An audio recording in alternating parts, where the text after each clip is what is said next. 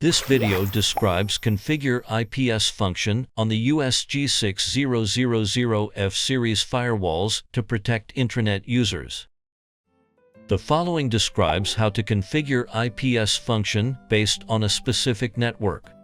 Device is deployed at the border of an enterprise network. Intranet users can access the web server on the internet. The enterprise needs to configure the IPS function on device to protect intranet users from attacks when they access the internet web server.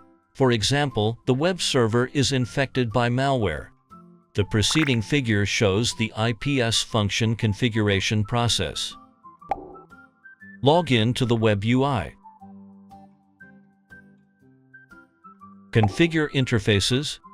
Choose Network Interface. Click Edit button for GE00/1. Set the parameters of the external network interface.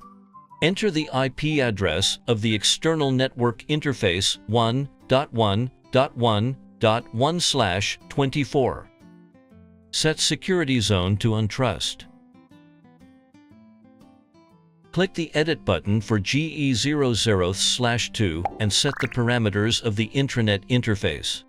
Set zone to Trust. Enter the IP address of the intranet interface 10.1.0.1/24. Create an IPS profile. Choose Object, Security Profiles, Intrusion Prevention, and click Add. The most common threats on the enterprise network are worms, Trojan horses, and botnets, and their severities in signatures are all high. The attacks are triggered by the internet access from intranet users, and the targets are intranet users. Therefore, create a signature filter and set the protocol to HTTP, object to client, and severity to high. After the creation is complete, click Commit in the upper right corner of the web page. In the dialog box that is displayed, click OK. Configure a security policy. Choose Policy, Security Policy, Security Policy, click Add Security Policy. Set the source security zone to Trust. Source IP address to 10.1.0.0/24. Destination security zone to Untrust.